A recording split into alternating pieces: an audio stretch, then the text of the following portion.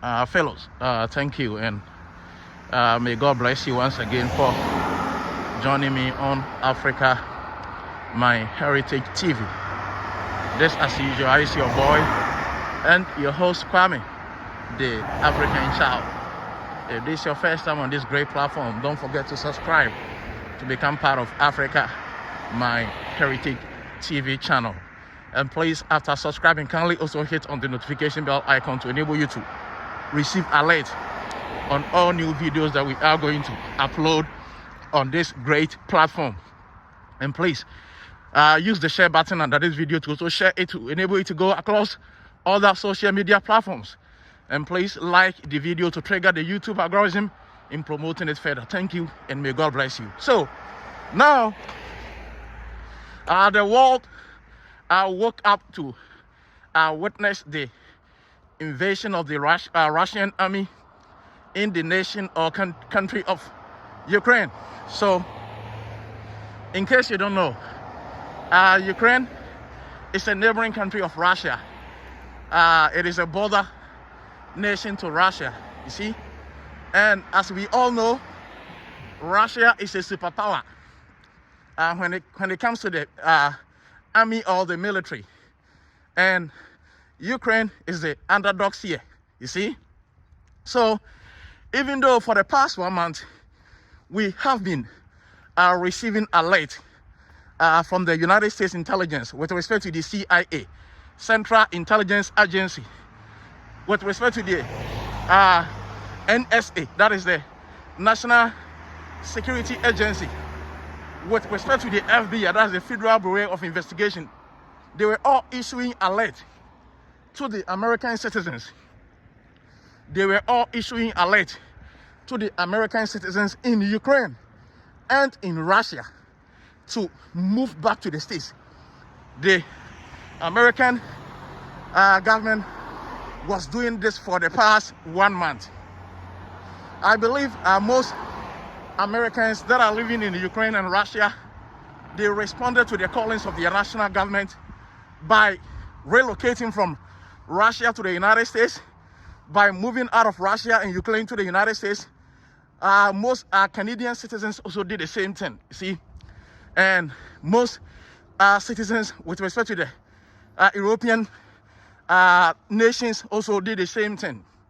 But strangely, and to my surprise, I never heard any African country issuing caution, notifying their citizens, alerting their international students in both Ukraine and Russia to also start moving back to Africa, to also start relocating back to Africa.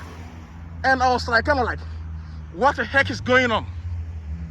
What the heck is going on? Because what was happening, the West saw this thing coming. The West, they saw it coming. So when the Americans started issuing the alert, when the Canadians started issuing the alert, when the Australians started issuing the alert, when other Western and highly developed countries started sharing this intelligence to enable their citizens to relocate, what at all was Africa doing? What at all was Africa doing? That we were staying quiet. I don't know whether we thought the intelligence was not credible. I don't know whether we were thinking like nothing was going to happen. It's just like a hysteria. It's just like an excessive and unnecessary fear that the United States government is raising. I don't know what was going on in the African Union. I don't know what was going on in the independent African countries. To understand that, we still have many African students. We still have many Ghanaian students that have been trapped within this conflict. Most of them are in Ukraine. Most of them are also in Russia. And now they are begging the African government. They are begging the Ghanaian government to do everything possible and necessary in making sure he can fly all of them out of Ukraine, in making sure he can fly all of them out of Russia. And I'm asking myself, why now? Why now Ghana? Why now Africa? What the heck is going on? What at all is wrong with us as Africans? We saw this conflict coming. We saw this escalation coming. So what at all was wrong with the African Union? What stopped the African Union from also issuing caution from also alerting its citizens in Europe with respect to Ukraine and Russia to also start relocating back to Africa. What I thought was wrong with the African Union? What I thought was wrong with the Ghanaian government? What I thought was wrong with the Ghanaian government? Because as a Ghanaian, I'm finding myself in the United States, and when I was watching the TV today, seeing many Ghanaian students, many Ghanaian international students in Ukraine, many Ghanaian international students in Russia, begging the Ghanaian central government to do everything possible and necessary in making sure he can relocate all of them back to Ghana. I was like taken aback, and I was asking myself, why now? So what are we doing as the Ghanaian government? What are we doing as Africans? So please, Ghanaian government, I beg you, this is a critical time and stage that your citizen needs your care and attention. Please do everything possible and necessary to make sure you can relocate all the Ghanaian students in Russia and all the Ghanaian students in Ukraine. Make sure you can bring them back home. These people need to come back to their families. They travel to Russia, they travel to Ukraine to go and school, to go to gain some knowledge and to bring it back and to help with the development of Ghana and Africa. They never traveled there to go and die. They never traveled there with the intention of going to find themselves entrapped in a conflict between Ukraine and Russia. So please, Ghanaian government, should in case you may have access to this video, please don't be using the electronic levy or the e-levy as an excuse or as a justification that you don't have money to go and to bring back home this Ghanaian international student that has been entrapped. Please do everything possible to fly to Ukraine. Please do everything possible to fly to Russia. And please make sure you can bring our citizens back home. It is so critical and important. Please. Yes. You have to make sure you are going to do everything possible and necessary in bringing the Ghanaian citizens home. They need to come back home. Yes. They need to come back home. So please do everything possible. Please do everything necessary. Take all the lawful means. Risk it all to make sure the Ghanaian students that have been entrapped in this war can be fly back home safely, and they can come back to also embrace their family without any trouble, without any bloodshed, and without any terror. Please, it is also important.